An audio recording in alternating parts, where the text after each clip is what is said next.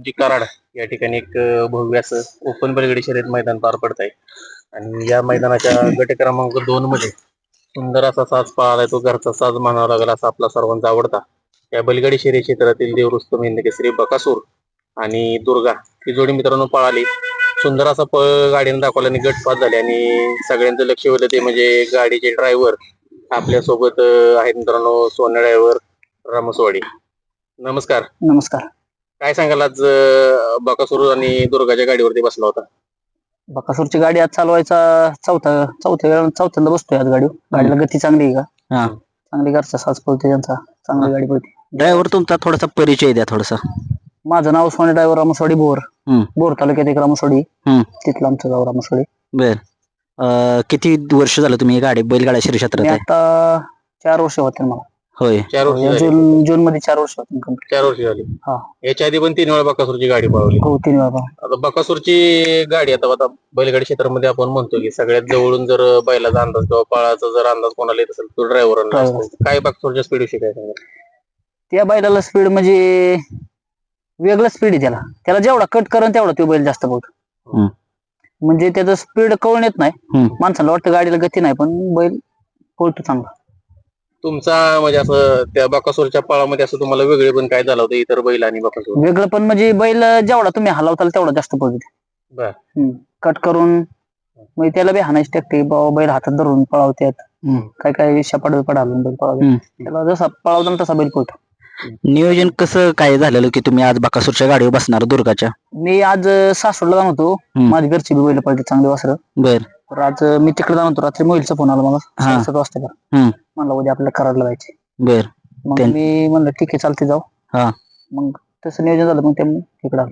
कसा गट पळाला? गाडी गटाला चांगली पडली. म्हणजे पावती आमची फार लांब होती, पण त्यांनी ऍडजस्ट करून शिवराज भाऊने दिली वाटतं. बर, मग ते येऊन पळलो तिथे 20 टाका. बकासूरचं जास्त स्पीड म्हणजे कुठं वाढतं जास्त करून? थोडीशी तुम्ही माहिती द्या लोकांना. तर तू एंड एकसारखं स्पीड आहे त्याला. जेवढं तुम्ही कट करा पुढे जास्तच पळतो. म्हणजे निकाल रेषेच्या जवळ यायला लागला की बैलाला जास्त स्पीड लागते. आता ज्या पद्धतीने आपण प्रत्येक मैदानामध्ये बघतो की बकासूर प्रत्येक मैदानामध्ये आजपर्यंत गाडी बांधूनच पळत आला. हो, गाडी बऱ्याच प्रेक्षकांना माहित नसतं की गाडी बांधून पळणं म्हणजे काय किंवा बकासूरवर गाडी सारखी का बांधली जाते. थोडस माहिती द्या. त्या बैला जास्त स्पीड आहे, ड्रायव्हरला बी जास्त जुळवायला लागत नाही, म्हणून त्या बैलावर गाडी बांधतात. म्हणजे लय धरायला लागत नाही बैल हातात, त्यामुळं गाडी बांधतात त्या बैला. स्पीड पण त्याला जास्त स्पीड जास्त. मग आता जर समजा बकासूर जर गाडी बांधली नाही तर काय होईल? बांधली नाही तर बैलाचा विषय असा आहे, त्या बैलाला कट केला की जास्त स्पीड लागतं.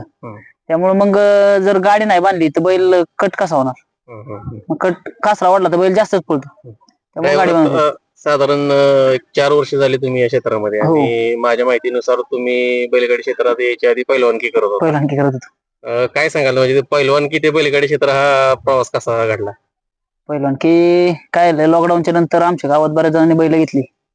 ते नाद लागत गेला. पहिलं तालमीत त्यावेळेस लॉकडाऊन मुळे तालमीत राहता येत नव्हतं. घरी आलो मग नाद लागत गेला. तसाच जायचं मैदान. तेव्हा बंदीतली मैदान असायची सकाळची 9-10 वाजता मैदान, घरी पाठ 3ला जायचं.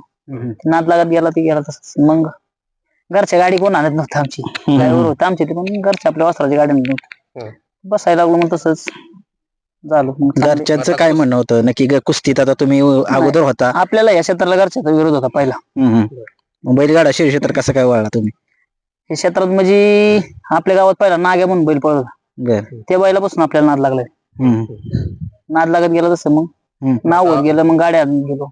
पहिलवानकी क्षेत्र सोडलं का अजून? बस केलं. पाया लागल्यापासून बस केलं. बर, आता या बैलगाडी क्षेत्रामधून आल्यापासून म्हणजे किती संबंध जुळले? बैलगाडी क्षेत्रानं काय दिलं तुम्हाला आजपर्यंत? बैलगाडा क्षेत्राने म्हणजे आता जे आपल्याला कुठंच काय भेटलं नसतं तेवढं या क्षेत्राने करून दिलं. म्हणजे आपलं सगळंच या क्षेत्रापासून चालू आहे आता सध्या. बकासूरच्या गाडी तुम्ही प्रथम कुठल्या मैदानामध्ये बसलेला? मी मुळशीला गेलो होतो. गटाला वैभव मामाने गाडी आणली ती. बर, सेमीला मी खाली होतो. मला म्हणलं हान गाडी. म्हणून चालते ठीक आहे. काय वाटत होतं नक्की मनामध्ये? थोडीशी दडपण? कारण की बकासूरची गाडी चालवणं एवढी सोपी गोष्ट नाही. एखाद्या नवीन बैला बसायचं म्हणलं तर माणसाला भीती वाटते. मी तसा भेट नाही. बेला ना काय होतं की मग आपल्याकडून काहीतरी होणार, द्यायचं नाही. मी असा बसतो डायरेक्ट, काय होईल ते होईल. मालकांचा विश्वास व्हाय आपल्या महत्वाचा. बरोबर. ज्यावेळेस प्रथम बकासूरच्या गाडीवरती बसला किंवा बकासूरची गाडी पळवली तेव्हा असं काहीतरी असं लय असं म्हणजे लय वेगळं वाटलं. मस्त वाटलं की असे काय काहींची आयुष्य गेली हो याच्यात की त्या बैलाची गाडी आणतात काय काही क्षेत्र सोडले त्या बैलाचे म्हणजे 7-8 वर्षाचे गाय ह्याच्यात पण त्यांना नाही भेटली गाडी आणायला आपल्या थोड्या दिवसात जास्त प्रगती झाली. कुठेतरी या बैलगाडी क्षेत्रामध्ये आता जसं तुम्ही म्हटलं की प्रत्येक ड्रायव्हरची घ्यायची प्रत्येकाची इच्छा असते की बापूसाहेबच्या गाडीवर एकदा तरी बसावं. हो आता त्यानं शून्यातून विश्व निर्माण केलंय. आता तुम्ही त्याचा पण प्रवास बघत आलाय, बघत आता. काय सांगाल त्याच्याविषयी? पहिलं मी बघायचो बैल आमच्या इकडे यायचा म्हणजे असं नाही का पळायला तेव्हा मोहिली घेऊन यायचं त्याला यसन बी नव्हती तेव्हापासून बघतोय मी त्याला म्हणजे बकासूर पळायचं लहानपणापासून लहानपणापासून बघतोय मी. म्हणजे मला त्या आजपणापासून बघत असं त्याला हम्म, हम्म, मोबाईल घेऊन यायचं त्याला हम्म. ते यसन बी नव्हती त्याला. बर आणि ते काय होतं आपण पहिलं गाड्या बिड्या आणत नव्हतो आम्ही पहिलं निकालाच्या वरती उभं राहायचो हम्म, तिथून बघायचं निकालाच्या पुढे गेला किती लांब गाडी घेऊन जाते ते बघायचं मग बर. तुम्हाला वाटलं तर होतं का की एवढा लहान वासरू तुमच्या डोळ्यासमोर म्हणजे बकासूर घडलाय हो आणि एवढ्यापर्यंत त्याचा प्रवास काय सांगाल? नाही वाटलं कधी असं एवढं. हा कारण आता तो 12 वेळा हिंद केसरी आहे 12 वेळा एवढी सोपी आणि गोष्ट नाही. तसा जास्त आहे तो पण एक नंबरच लावलं त्यांनी तसं एक नंबरचं 12 वेळा आपल्याला जास्त उजेडात आणलं शनी शिंगणापूरच्या चित्रेने तसं बर बर काय नक्की शनी शिंगणापूरचा चित्र बोलतो बघा बर हा त्या बैलाची गाडी आणतो आता मी सध्या म्हणजे कंटिन्यू आपण fixed बर driver बर त्याला. हा त्या बैलाच्या गाडीमुळे मग मला मोठ्या मोठ्या गाड्या भेटत गेले बर आता बर ही मोहिलांना आपली ड्रायव्हिंग ही आवडलं त्यामुळे ती मामा फोन करतात आमची अड्ड्यात गाडी आणा. ड्रायव्हर आता बघायला गेलं तर आपण त्याबद्दल म्हणतो की ड्रायव्हर आता बऱ्याच वेळा असं बऱ्याच ड्रायव्हरांचं होतं की चांगल्या चांगल्या गाड्या आणतात पण नंतर त्याच गाड्या भेटत नाहीत किंवा त्या गाड्या दुसऱ्या ड्रायव्हर पळवतात किंवा ते काय म्हणजे काय घडतं नाही, ड्रायव्हर? मालकांचा विश्वास पाहिजे हो महत्वाचा विषय मालकांचा विश्वास असला ना तर हे क्षेत्र आहे मालकाने ड्रायव्हरवर विश्वास ठेवला पाहिजे. बरं तुम्ही 4 अड्ड्यात 1 नंबर केलेलं एका अड्ड्यात मार खाल्लं विसरला नाही पाहिजे मालकाने थोडासा विश्वास दाखवला तर हाय हे क्षेत्र.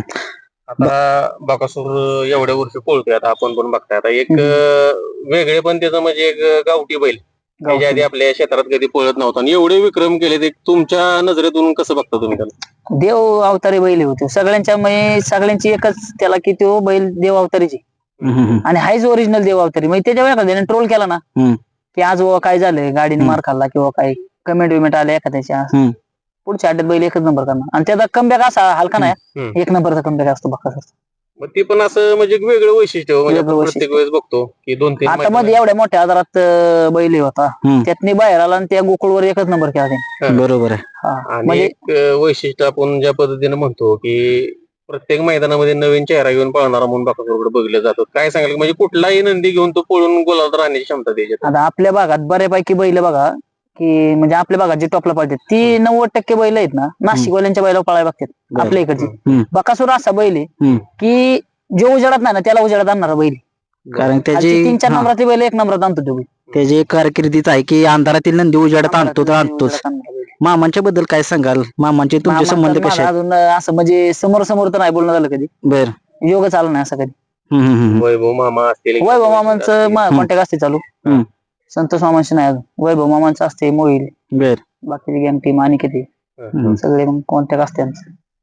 कुठेतरी आता ड्रायव्हर बघा की आता या क्षेत्रामध्ये तुम्ही आला आपण बैलगाडी क्षेत्रानं भरपूर काय दिलंय. भरपूर दिलं बैल. आता हे बकासूर सारखा नंदी म्हणजे 14 देशात आपण म्हणतो की त्याच्यावरती प्रेम करणारे लोक एवढं प्रेम मिळतं काय हो म्हणजे ते वेगळेपणच असते. वेगळं पण म्हणजे आता गाडीने गट पास करायच्या आधी बी म्हणजे आम्ही खाली घेऊन जात आणि गाडी बसल्यावर बी तिथं 100 मग लोक तरी आले असते कडेला बघायला ड्रायव्हर कोणी आज नवीन दिसतोय त्या भागात आपण पहिल्यांदा चालू ना बरोबर ह्या side. जास्त तुम्ही पुणे भागातच पुणे असता. भागात आमच्या भागात म्हणजे तिकडे मैदान चांगले असतात त्यामुळे तिकडे आम्ही असतो. तिकडच्या भागात आणि इकडच्या भागात तर वातावरणात काय सांगाल? आता इकडे जास्त ऊन आहे जरा पण रान बिन थांबायला इकडे व्यवस्थित आहे. आमच्याकडे पडलं बर मैदानाविषयी काय सांगाल? कसं आहे मैदान? एक काय नंबर आहे पळायची जागा बी 1 नंबर आहे थांबायला जागा आहे पुढे खाली सुट्टीला जागा आहे फाटी? फाटी 1 नंबर आहे आयोजकांनी नियोजन चांगलं केले. मित्रांनो बघू शकताय ड्रायव्हरांची बरेच दिवस झालं आमची पण इच्छा होती की एक मुलाखत त्यांची घ्यायची होती. योगायोगानं आज ते आपल्या या भागात आले आणि बकासूरची गाडी पळवली. योगायोगानं ते आज ड्रायव्हर असे शक्यतो भेटत नाहीत पण आमच्या नशिबानं आज त्यांची ना आमची भेट झाली. 1-2 शब्द आमच्या बरोबर बोलले त्याबद्दल धन्यवाद आभारी आहोत आणि तुमच्या इथे पुढे वाटचालीसाठी खूप साऱ्या शुभेच्छा देतो. धन्यवाद.